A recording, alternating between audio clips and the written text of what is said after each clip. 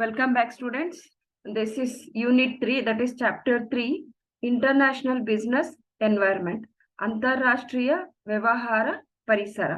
So, ಈ ಒಂದು ವಿಡಿಯೋದಲ್ಲಿ we are going to discuss about meaning, definition, and components or elements of international business environment. ಅಂತಾರಾಷ್ಟ್ರೀಯ ವ್ಯವಹಾರ ಪರಿಸರದ ಅರ್ಥ, ವ್ಯಾಖ್ಯಾನ ಮತ್ತು ಘಟಕಗಳು ಅಥವಾ ಅಂಶಗಳ ಬಗ್ಗೆ ಈ ಒಂದು ವಿಡಿಯೋದಲ್ಲಿ ಚರ್ಚೆ ಮಾಡ್ತಾ ಇದೀವಿ. ಸೊ ಇದು 3ನೇ ಚಾಪ್ಟರ್, ಅಂದ್ರೆ ಚಾಪ್ಟರ್ 3 ಸ್ಟಾರ್ಟ್ ಆಗಿದೆ. ಅದು international business environment. So let's see what is the meaning of international business environment. So it refers to totality of external forces that impacts or influences the business activity. All the factors like economic, socio-cultural, political, legal, technological, natural environment, which are external and beyond the control of any business organization, is called as international business environment. So we have two types of environment, that is internal and external. Internal environment means which exists within the business organization, which can be controlled by the business or itself. Whereas another environment which is external, that is which exists outside the business house. So such environment which cannot be controlled by the business organization, such as political environment, economic environment, socio-cultural environment. So any changes that takes place in this external environment will have a bigger impact on the business organization. So all these external environment which impacts or which influences the business activities is called as international business environment. ಅಂತಾರಾಷ್ಟ್ರೀಯ ವ್ಯವಹಾರ ಪರಿಸರವು ವ್ಯಾಪಾರ ಚಟುವಟಿಕೆಗಳ ಮೇಲೆ ಪ್ರಭಾವ ಬೀರುವ ಬಾಹ್ಯ ಶಕ್ತಿಗಳ ಸಂಪೂರ್ಣತೆಯನ್ನು ಸೂಚಿಸುತ್ತದೆ.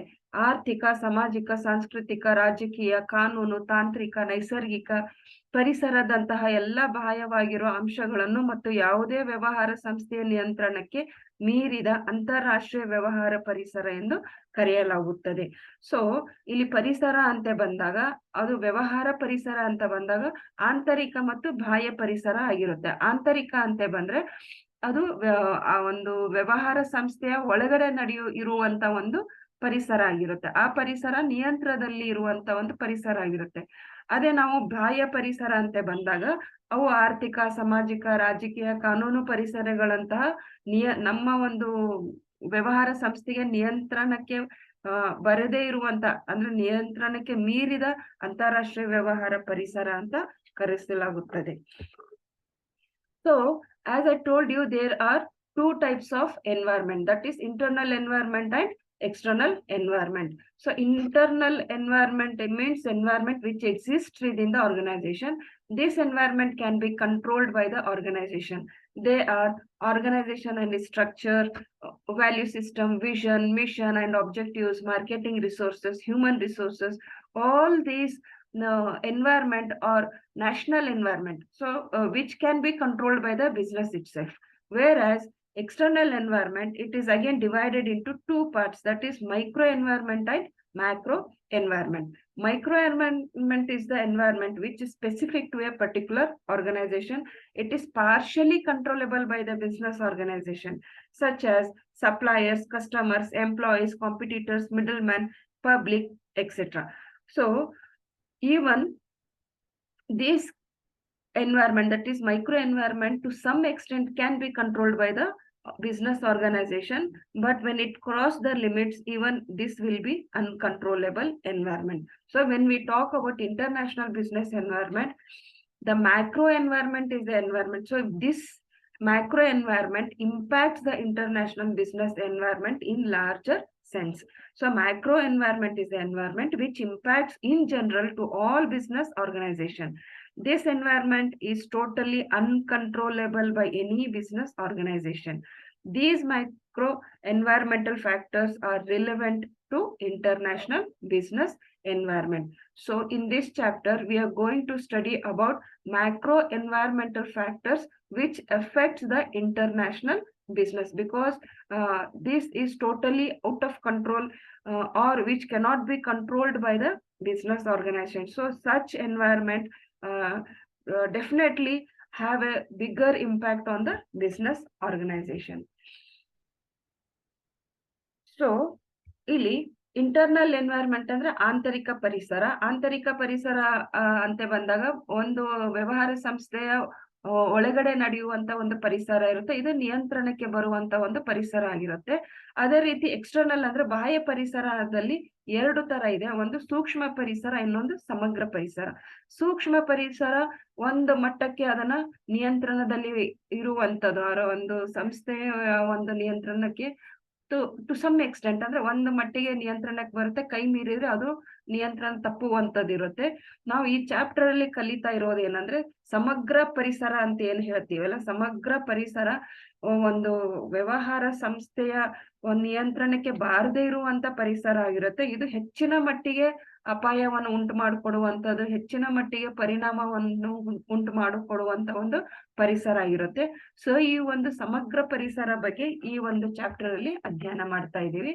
ಅವು ಯಾವ್ಯಾವ ಸಮಗ್ರ ಪರಿಸರ ಅಂತ ಬಂದ್ರೆ, international business or macro environmental business is sum total of international and global environment. They are economic environment, social environment, demographic environment, cultural environment, political environment, legal environment, and technological environment. So these are the external forces or macro forces environment which impacts or which influences the business activities. That is, the business has to face lot of risks in order to face this environment. So ಅಂತಾರಾಷ್ಟ್ರೀಯ ವ್ಯವಹಾರ ಪರಿಸರವು ಅಂತಾರಾಷ್ಟ್ರೀಯ ಮತ್ತು ಜಾಗತಿಕ ಪರಿಸರಗಳ ಕೆಲವು ಒಟ್ಟು ಮೊತ್ತವಾಗಿವೆ. ಅವು ಯಾವ್ಯಾವ ಅಂದ್ರೆ ಆರ್ಥಿಕ ಪರಿಸರ, ಸಾಮಾಜಿಕ ಪರಿಸರ, ಜನಸಂಖ್ಯೆ ಅಥವಾ ಜನಾಂಗೀಯ ಪರಿಸರ, ಸಾಂಸ್ಕೃತಿಕ ಪರಿಸರ, ರಾಜಕೀಯ ಪರಿಸರ, ಕಾನೂನು ಪರಿಸರ ಮತ್ತು ತಾಂತ್ರಿಕ ಪರಿಸರ. ಸೊ ಇವೆಲ್ಲ 7 ಪಾಯಿಂಟ್ಸ್ ಏನಿದಾವಲ್ಲ, ಇವೆಲ್ಲಾನು ಈ ಚಾಪ್ಟರ್ ಅಲ್ಲಿ ಒಂದೊಂದಾಗಿ ನಾವು ಕಲಿಬೇಕಾಗುತ್ತೆ. ಇದರಲ್ಲಿ ಈ ಒಂದು ವಿಡಿಯೋದಲ್ಲಿ ಫಸ್ಟ್ ಒನ್ ನಾವು ಎಕನಾಮಿಕ್ ಎನ್ವೈರ್ಮೆಂಟ್ ಅಂದ್ರೆ ಆರ್ಥಿಕ ಪರಿಸರದ ಬಗ್ಗೆ ಚರ್ಚೆ ಮಾಡ್ತಾ ಇದ್ದೀವಿ. So let's see what is the meaning of economic environment. The economic environment relates to all the economic factors or components that influence business activities. The term economic environment indicates to all the external economic circumstances that affect purchasing practices of customers and markets and hence influence the production of the business. It refers to all the external economic factors that influence buying habits of customers and affect the performance of the company.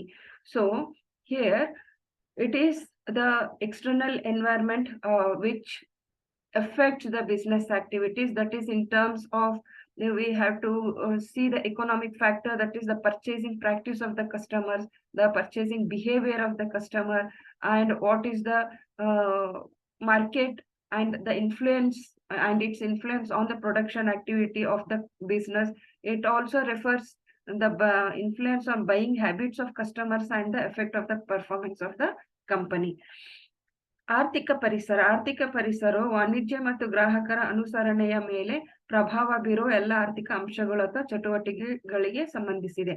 ಆರ್ಥಿಕ ಪರಿಸರ ಎಂಬ ಪದವು ಗ್ರಾಹಕರು ಮತ್ತು ಮಾರುಕಟ್ಟೆಗಳ ಖರೀದಿ ಅಭ್ಯಾಸಗಳ ಮೇಲೆ ಪರಿಣಾಮ ಬೀರುವ ಎಲ್ಲ ಬಾಹ್ಯ ಆರ್ಥಿಕ ಸಂದರ್ಭಗಳನ್ನು ಸೂಚಿಸುತ್ತದೆ ಮತ್ತು ಆದ್ದರಿಂದ ವ್ಯವಹಾರದ ಉತ್ಪಾದನೆಯ ಮೇಲೆ ಪ್ರಭಾವ ಬೀರುತ್ತದೆ. ಗ್ರಾಹಕರ ಖರೀದಿ ಅಭ್ಯಾಸವನ್ನು ಪ್ರಭಾವಿಸುವ ಮತ್ತು ಕಂಪನಿಯ ಕಾರ್ಯಕ್ಷಮತೆಯ ಮೇಲೆ ಪರಿಣಾಮ ಬೀರುವ ಎಲ್ಲ ಬಾಹ್ಯ ಆರ್ಥಿಕ ಅಂಶಗಳನ್ನು ಸೂಚಿಸುತ್ತದೆ. ಸೊ ಇಲ್ಲಿ ಆರ್ಥಿಕ ಪರಿಸರ ಅಂದ್ರೆ ಒಂದು ಎಕ್ಸ್ಟರ್ನಲ್ ಬಾಹ್ಯವಾಗಿರುವಂತ ಒಂದು ಸಮಗ್ರವಾಗಿರುವಂತ ಪರಿಸರ ಇರುತ್ತೆ. ಇದು ಆರ್ಥಿಕ ಪರಿಸರ ಅಂದ್ರೆ ಏನು, ಗ್ರಾಹಕರ ಮತ್ತು ಮಾರುಕಟ್ಟೆಯಲ್ಲಿ ಖರೀದಿ ಮಾಡುವ ಅಭ್ಯಾಸಗಳು ಇರ್ಬೋದು, ಅದೇ ರೀತಿ ಒಂದು ಕಂಪನಿ ಕಾರ್ಯಕ್ಷಮತೆ ಇರ್ಬೋದು, ಖರೀದಿಯ ಬಿಹೇವಿಯರ್ ಇರ್ಬೋದು, ಅದು ಹ್ಯಾಬಿಟ್ಸ್ ಇರ್ಬೋದು, ಇವೆಲ್ಲ ಒಳಗೊಂಡಿರುತ್ತೆ ಅಂತ ಹೇಳ್ತಾರೆ. ಸೊ ಈ ಡೆಫಿನಿಷನ್ಸ್ ಅಂತ ಬಂದಾಗ, when we come to the definition, according to V P Michael defines economic environment as economic environment is a business environment in which the economic parameters act together to make or break a conducive climate for the growth of business. So these economic parameters may make the business or may break the business environment or the climate. So VP Michael ಅವರ ಪ್ರಕಾರ ಆರ್ಥಿಕ ಪರಿಸರವು ಒಂದು ವ್ಯಾಪಾರ ಪರಿಸರವಾಗಿದ್ದು ಪ್ರಸಕ್ತ ಆರ್ಥಿಕ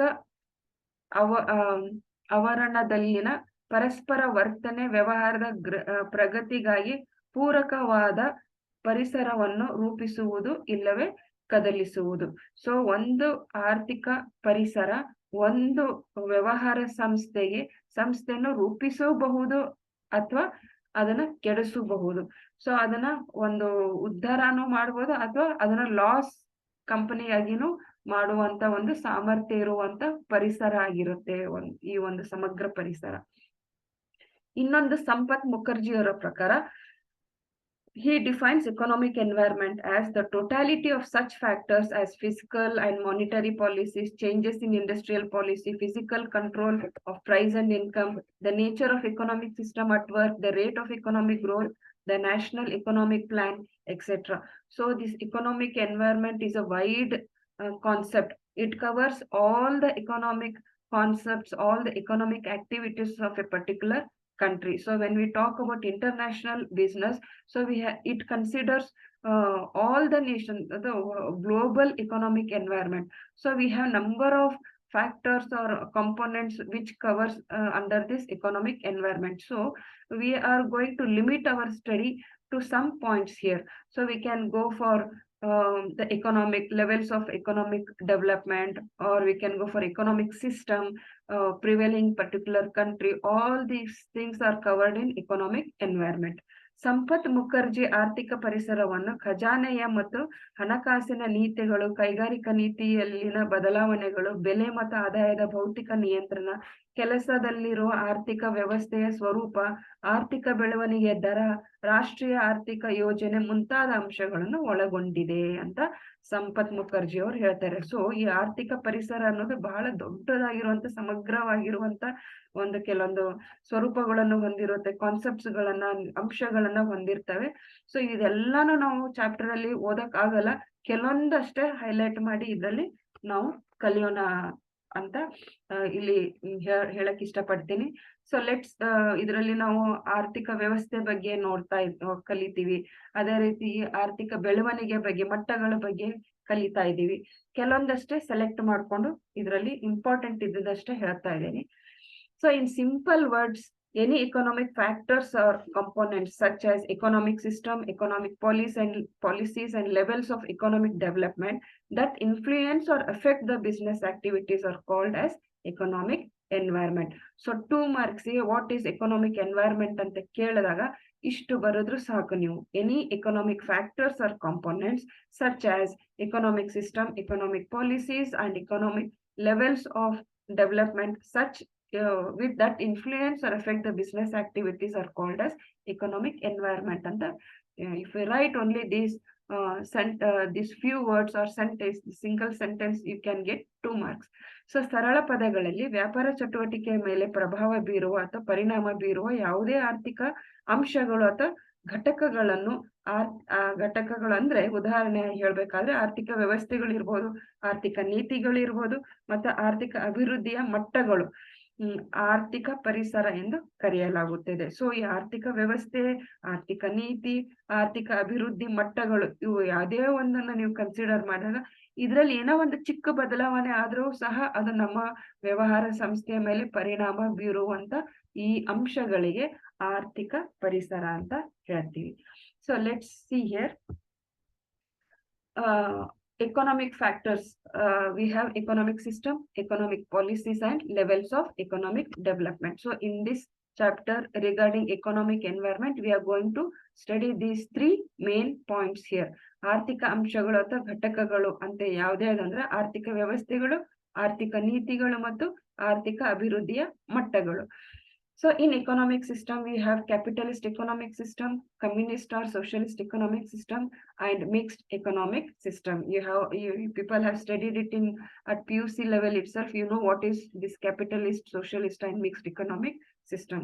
ಆರ್ಥಿಕ ವ್ಯವಸ್ಥೆಯಲ್ಲಿ ಬಂಡವಾಳಶಾಹಿ ಆರ್ಥಿಕ ವ್ಯವಸ್ಥೆ, ಸಮಾಜವಾದಿ ಆರ್ಥಿಕ ವ್ಯವಸ್ಥೆ ಮತ್ತು ಸಮ್ಮಿಶ್ರ ಆರ್ಥಿಕ ವ್ಯವಸ್ಥೆ, 3 ತರ ವ್ಯವಸ್ಥೆ ಇರ್ತವೆ. ಸೊ ಈ ಒಂದು ವ್ಯವಸ್ಥೆಗಳು ಇದ್ದಾಗ ಯಾವ ರಾಷ್ಟ್ರದಲ್ಲಿ ಯಾವ ಆರ್ಥಿಕ ವ್ಯವಸ್ಥೆ ಆ ಒಂದು ಎಕ್ಸಿಸ್ಟ್ ಇರುತ್ತೆ, ಅದು ಯಾವ ರೀತಿ ನಮ್ಮ ವ್ಯವಹಾರದ ಮೇಲೆ ಪರಿಣಾಮ ಬೀರುತ್ತೆ ಅನ್ನೋದನ್ನ ಸ್ಟಡಿ ಮಾಡ್ತಾ ಇದೀವಿ. ಎಕನಾಮಿಕ್ ಪಾಲಿಸೀಸ್ ಅಂತ ಬಂದಾಗ monetary policy, physical policy, trade policy and industrial policy. So ಇವೆಲ್ಲ ನೀತಿಗಳು ಸಹ ನಮ್ಮ ವ್ಯವಹಾರದ ಮೇಲೆ ನೇರವಾಗಿ ಅಥವಾ ಪರೋಕ್ಷವಾಗಿ ಅದು ಪರಿಣಾಮ ಬೀರುವಂತ. Directly or indirectly these policies also impacts or influences our business activity. ಹಣಕಾಸು ನೀತಿಗಳು, ಖಜಾನೆ ನೀತಿಗಳು, ವ್ಯಾಪಾರ ನೀತಿಗಳು ಅಥವಾ ಕೈಗಾರಿಕಾ ನೀತಿಗಳು. Next is levels of economic development, ಆರ್ಥಿಕ ಅಭಿವೃದ್ಧಿಯ ಮಟ್ಟಗಳು.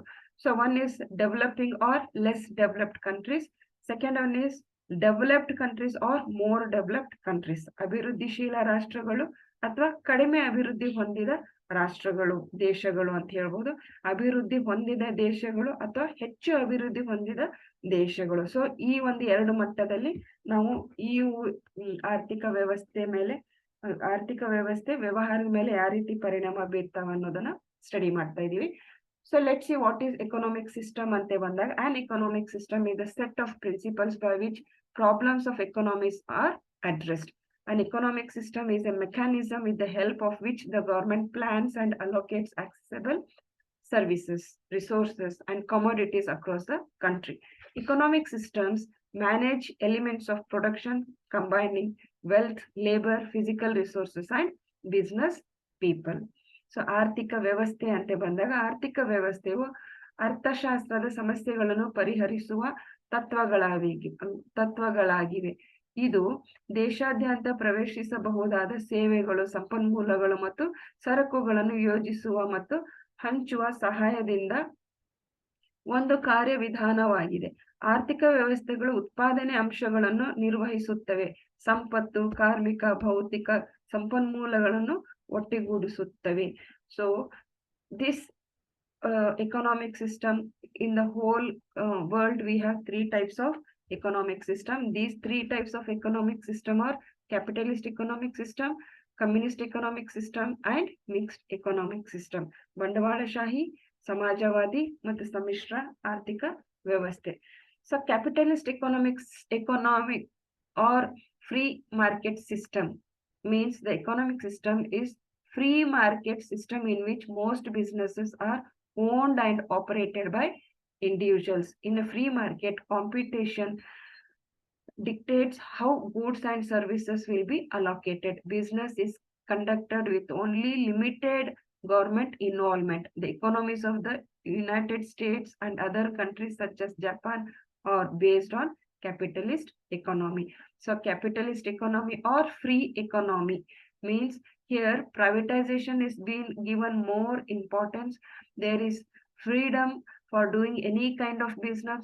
There will be a lot of encouragement for doing business, and there will be no any restriction or intervention from the government side.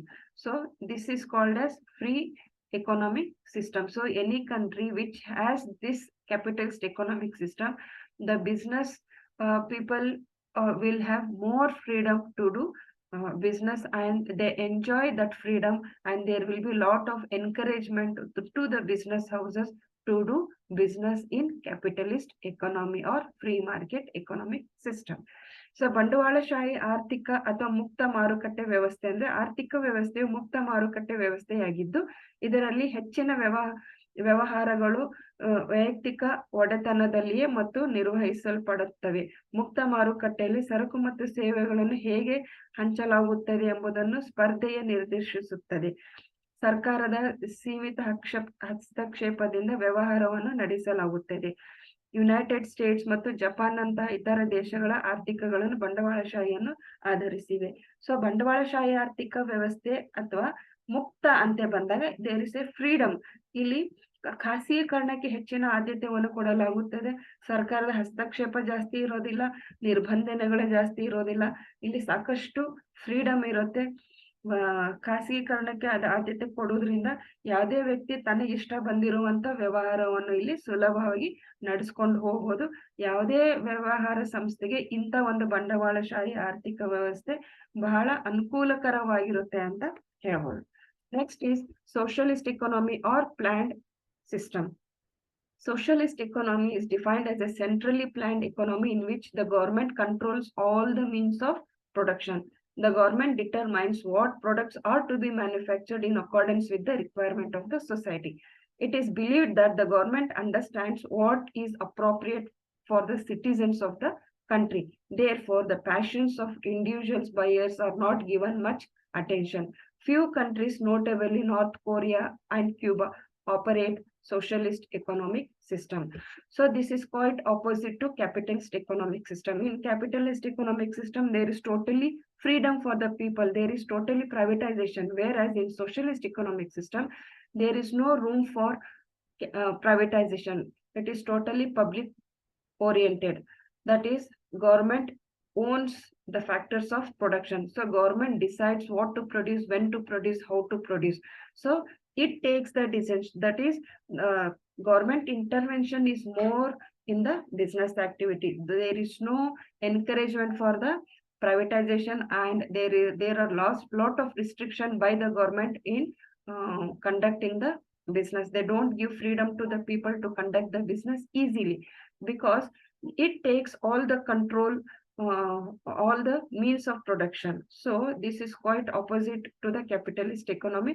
Such socialist economy finds very difficult for the businessman to conduct business, because there is no any encouragement from the government part to the businessman to conduct the business of their choice.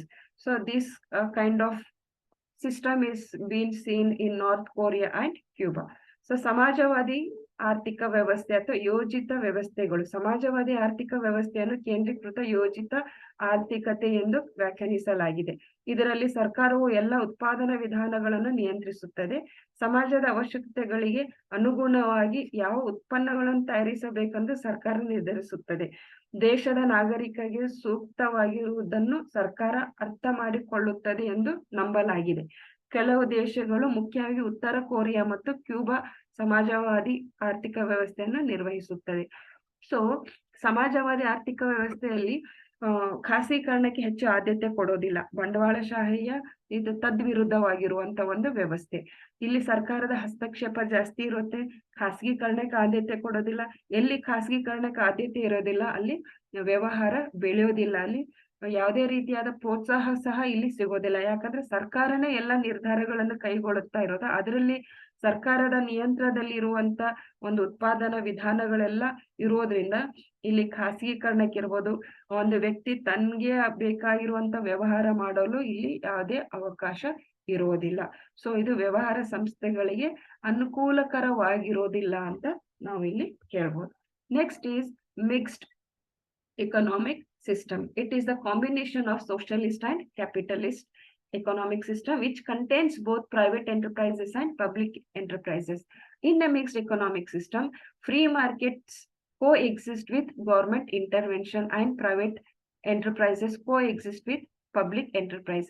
The advantages of mixed economic includes efficient production and allocation of resources, as well as improvement of social welfare. So it is combination of both capitalist and socialist economic system. Here it prevails in India. Government mixed economic system is existing in India itself. So here both private as well as public move hand in hand. So they both together do the business. There is lot of encouragement from government point of view, and also for private people also. So here there is some encouragement is being given by the government to the private people along to the public sectors also. So they both move hand in hand. Such type of economic system where both mixed socialist and capitalist economic system is being seen in countries is like India, which is called as mixed economic system. So ಸಮ್ಮಿಶ್ರ ಆರ್ಥಿಕ ವ್ಯವಸ್ಥೆ ಇದು ಸಮಾಜವಾದಿ ಆರ್ಥಿಕ ವ್ಯವಸ್ಥೆ ಮತ್ತು ಬಂಡವಾಳಶಾಹಿ ಆರ್ಥಿಕ ವ್ಯವಸ್ಥೆಯ ಸಂಯೋಜನೆಯಾಗಿದ್ದು ಇದು ಖಾಸಗಿ ಉದ್ಯಮಿಗಳು ಮತ್ತು ಸಾಮಾಜಿಕ ಉದ್ಯಮಗಳನ್ನು ಒಳಗೊಂಡಿದೆ. ಮಿಶ್ರ ಆರ್ಥಿಕ ವ್ಯವಸ್ಥೆಯಲ್ಲಿ ಮುಕ್ತ ಮಾರುಕಟ್ಟೆಗಳು ಸರ್ಕಾರದ ಹಸ್ತಕ್ಷೇಪದೊಂದಿಗೆ ಸಹಬಾಳ್ವೆ ನಡೆಸುತ್ತವೆ ಮತ್ತು ಖಾಸಗಿ ಉದ್ಯಮಗಳು ಸಾರ್ವಜನಿಕ ಉದ್ಯಮದೊಂದಿಗೆ ಸಹಬಾಳ್ವೆ ನಡೆಸುತ್ತವೆ. ಮಿಶ್ರ ಆರ್ಥಿಕತೆಯ ಅನುಕೂಲವೆಂದರೆ ಉತ್ಪಾದನೆ ಮತ್ತು ಸಂಪನ್ಮೂಲಗಳ ಹಂಚಿಕೆ ಜೊತೆಗೆ ಸಾಮಾಜಿಕ ಕಲ್ಯಾಣ ಸುಧಾರಣೆವಾಗುತ್ತದೆ. ಸಾಮಾಜಿಕ ಕಲ್ಯಾಣ ಸರ್ಕಾರ ಮಾಡುತ್ತೆ, ಸಂಪನ್ಮೂಲಗಳ ಹಂಚಿಕೆ ಖಾಸಗಿದವರು ಮಾಡ್ತಾರೆ. ಸೊ ಇಲ್ಲಿ ಎರಡು ಖಾಸಗಿ ಮತ್ತು ಸರ್ಕಾರ ಎರಡೂ ಸೇರಿ ಒಟ್ಟಾರೆಯಾಗಿ ಸಹಬಾಳ್ವೆಯನ್ನು ನಡೆಸುವಂತ ಒಂದು ಆರ್ಥಿಕ ವ್ಯವಸ್ಥೆ ನಮ್ಮ ಭಾರತದಲ್ಲಿ ನಾವು ನೋಡಬಹುದು. So this is regarding economic system. Now let's see what is economic policies. The government, with the help of their planning authorities, frame and implement many types of economic policies that have some control and or oversight. Local, state and national policies affect the planning and operation of business deeply. Economic policies gives direction to conduct business activities. Promotion and regulation of business activities is monitored through measures like monetary policy, fiscal policy, trade policy, and industrial policy. So these policies are being planned by the government itself. So monetary policy, we have statutory liquidity ratio, cash liquidity ratio, interest rate, reserve repo rate. All these rates are being decided by the government itself. And also fiscal policy contains the tax policies. Trade policy also is being designed, what will be the whether the business will be inward looking or outward looking, or the industrial policies, trade policies, all policies are being framed which controls the business activities. If these policies are favorable to the business activities, then there will be more encouragement for the business activities. Or if these policies restrict, or if there is any lot of rules and regulations are laid down on these policies, naturally it becomes a threat to the business houses. So these things are considered wherever the company goes and establishes its business in different countries. So different countries has different monetary policies and economic policies. So the country has to face different economic policies in different countries. So this may become a very challenging task to every business houses. ಆರ್ಥಿಕ ನೀತಿಗಳು ಸರ್ಕಾರ ತಮ್ಮ ಯೋಜನಾಧಿಕಾರಿಗಳ ಸಹಾಯದೊಂದಿಗೆ ಅನೇಕ ರೀತಿಯ ಆರ್ಥಿಕ ನೀತಿಗಳನ್ನು ರೂಪಿಸುತ್ತವೆ ಮತ್ತು ಕಾರ್ಯಗತಗೊಳಿಸುತ್ತವೆ ಮತ್ತು ಕೆಲವು ನಿಯಂತ್ರಣ ಅಥವಾ ಮೇಲ್ವಿಚಾರಣೆಯನ್ನು ಹೊಂದಿವೆ. ಸ್ಥಳೀಯ, ರಾಜ್ಯ ಮತ್ತು ರಾಷ್ಟ್ರೀಯ ನೀತಿಗಳು ವ್ಯವಹಾರದ ಯೋಜನೆಯ ಮೇಲೆ ಕಾರ್ಯಾಚರಣೆಯನ್ನು ಆಳವಾಗಿ ಪರಿಣಾಮ ಬೀರುತ್ತವೆ. ಆರ್ಥಿಕ ನೀತಿಗಳು ವ್ಯವಹಾರ ಚಟುವಟಿಕೆಗಳನ್ನು ನಡೆಸಲು ನಿರ್ದೇಶನಗಳನ್ನು ನೀಡುತ್ತವೆ. ವ್ಯವಹಾರ ಚಟುವಟಿಕೆಗಳ ನಿರ್ದೇಶನ ಮತ್ತು ನಿರ್ಬಂಧನೆಗಳನ್ನು ಈ ಕೆಳಗಿನ ಕ್ರಮಗಳ ಮೂಲಕ ಮೇಲ್ವಿಚಾರಣೆ ಮಾಡಲಾಗುತ್ತದೆ. ಸೊ ಯಾವುದೇ ಚಟುವಟಿಕೆಗಳ ನಿರ್ದೇಶನ ನೀಡೋದಿರ್ಬೋದು, ನಿರ್ಬಂಧನೆಗಳು ಮಾಡೋದಿರ್ಬೋದು, ಈ ಒಂದು ನೀತಿಗಳ ಮೇಲೆ ಆಧಾರವಾಗಿರುತ್ತೆ. ಯಾವ್ಯಾವ ಅಂದ್ರೆ ಹಣಕಾಸಿನ ನೀತಿ, ಖಜಾನೆ ನೀತಿ, ವ್ಯಾಪಾರ ನೀತಿ ಮತ್ತು ಕೈಗಾರಿಕಾ ನೀತಿ. ಇವೆಲ್ಲ ನೀತಿಗಳು ಸಹ ಯಾವುದೇ ಒಂದು ಬೇರೆ ದೇಶದಿಂದ ಬರುವಂತ ವ್ಯವಹಾರ ಸಂಸ್ಥೆಗಳ ಮೇಲೆ ಪರಿಣಾಮ ಬೀರುವಂತ ಒಂದು ನೀತಿಗಳಾಗಿರ್ತವೆ. The third one is developing levels of economic development. So ಆರ್ಥಿಕ ಅಭಿವೃದ್ಧಿಯ ಮಟ್ಟಗಳು, ಇದು ಥರ್ಡ್ ಮೇನ್ ಪಾಯಿಂಟ್ ಆಗುತ್ತೆ. So developing countries and or less developed countries, as we had discussed earlier, developing countries or less developed countries. The less developed are poor with poor infrastructure, education, healthcare, technology, etc. are also often associated with low levels of economic development. Such environment does not encourage the business organization to conduct the business. It has to face lot of risks in such environment. So the economy is being divided into, the levels of economic development is divided into two parts, that is developing or less developed, developed or more developed countries. So developing or less developed countries is always have factors such as these countries are very poor, poor in infrastructure, poor in education, very poor in healthcare also, with low technology.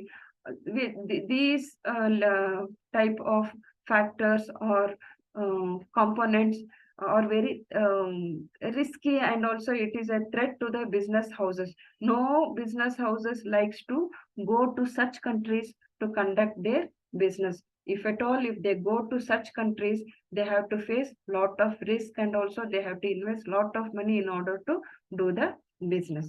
So ಅಭಿವೃದ್ಧಿಶೀಲ ರಾಷ್ಟ್ರಗಳು ಅಥವಾ ಕಡಿಮೆ ಅಭಿವೃದ್ಧಿ ಹೊಂದಿದ ದೇಶಗಳು, ಕಡಿಮೆ ಅಭಿವೃದ್ಧಿ ಹೊಂದಿರುವ ಬಡವರು ಕಳಪೆ ಮೂಲಭೂತ ಸೌಕರ್ಯಗಳು, ಶಿಕ್ಷಣ, ಆರೋಗ್ಯ, ತಂತ್ರಜ್ಞಾನ ಇತ್ಯಾದಿಗಳ ಸಹ ಕಡಿಮೆ ಮಟ್ಟದ ಆರ್ಥಿಕ ಅಭಿವೃದ್ಧಿಯೊಂದಿಗೆ ಸಂಬಂಧ ಹೊಂದಿವೆ.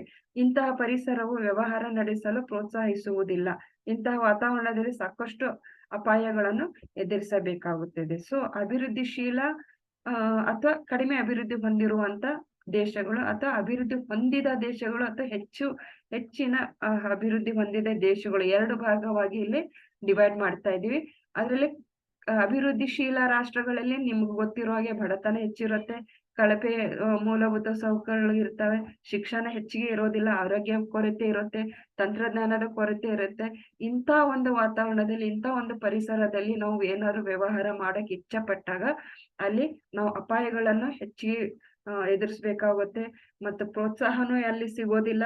ಪ್ಲಸ್ ಅದ್ರ ಜೊತೆಗೆ ನಾವು ಹೆಚ್ಚಿನ ಒಂದು ಬಂಡವಾಳವನ್ನು ಹೂಡಿಕೆ ಮಾಡ್ಬೇಕಾಗುತ್ತೆ. ಅದು ಜಾಸ್ತಿ ಅಪಾಯದೊಂದಿಗೆ ನಾವು ಆ ಒಂದು ಬಂಡವಾಳನ ಹೂಡಿಕೆ ಮಾಡ್ಬೇಕಾಗುತ್ತೆ. ಇದೇ ರೀತಿ ಅದು ತದ್ವಿರುದ್ಧ ಆಗಿರುವಂತ ಡೆವಲಪ್ಡ್ ಕಂಟ್ರೀಸ್, ಅಂದ್ರೆ ಮೋರ್ ಡೆವಲಪ್ಡ್ ಕಂಟ್ರೀಸ್ ಅಲ್ಲಿ ನಾವು we can see better infrastructure, better education, healthcare, technology, etc., and also often associated with high levels of economic development. Such an environment encourage the business organization to conduct the business. The levels of economic activities combined with infrastructure, education, and degree of government control affect the business. So naturally, the country which is more developed with higher infrastructure, high level of education, good health care, high technology, such countries are naturally very privileged. So people like to go to such countries and do their business so that they can make a lot of profit in such countries. ಅಭಿವೃದ್ಧಿ ಹೊಂದಿದ ದೇಶಗಳು ಅಥವಾ ಹೆಚ್ಚು ಅಭಿವೃದ್ಧಿ ಹೊಂದಿದ ದೇಶಗಳಲ್ಲಿ ಉತ್ತಮ ಮೂಲ ಸೌಕರ್ಯಗಳು ಇರ್ತವೆ, ಶಿಕ್ಷಣ ಇರುತ್ತೆ, ಒಳ್ಳೆ ಆರೋಗ್ಯ ಇರುತ್ತೆ, ರಕ್ಷಣೆ ಇರುತ್ತೆ, ತಂತ್ರಜ್ಞಾನ ಇತ್ಯಾದಿಗಳು ಕೂಡಿ ಹೆಚ್ಚಿನ ಮಟ್ಟದ ಆರ್ಥಿಕ ಅಭಿವೃದ್ಧಿಯೊಂದಿಗೆ ಸಂಬಂಧ ಹೊಂದಿವೆ. ಇಂತಹ ಪರಿಸರವು ವ್ಯವಹಾರವನ್ನು ನಡೆಸಲು ವ್ಯಾಪಾರ ಸಂಸ್ಥೆಯನ್ನು ಉತ್ತೇಜಿಸುತ್ತದೆ. ಮೂಲ ಸೌಕರ್ಯ, ಶಿಕ್ಷಣ, ಸರ್ಕಾರ ನಿಯಂತ್ರಣದ ಮಟ್ಟದೊಂದಿಗೆ ಆರ್ಥಿಕ ಚಟುವಟಿಕೆಗಳ ಮಟ್ಟಗಳು ವ್ಯಾಪಾರದ ಮೇಲೆ ಪರಿಣಾಮ ಬೀರುತ್ತವೆ. ಸೊ ಇವೆಲ್ಲ ಅಂಶಗಳು, ಅಭಿವೃದ್ಧಿ ಹೊಂದಿದ ಅಂಶಗಳು, ಅಭಿವೃದ್ಧಿಶೀಲ ದೇಶದ ಅಂಶಗಳು ಬೇರೆ ಬೇರೆ ಆದಾಗ ಸೊ ವ್ಯವಹಾರದ ಮೇಲೆ ಪರಿಣಾಮ ಸಹ ಅದು ಬೇರೆ ಬೇರೆ ಆಗಿರುವಂತದ್ದು. So these factors you have to see in that point of view. You have to study this subject. If you take any environment, how it affects or how it impacts on our business activity. In this point of view, you have to study this subject. So if you take any point, you have to see whether this factor will positively affect or negatively affect our business activity. So in such way, you have to sit and write these points. So this is all I wanted to discuss in this video. I'll be back with another new topic in my next class. Until then, have a nice time. Thank you very much.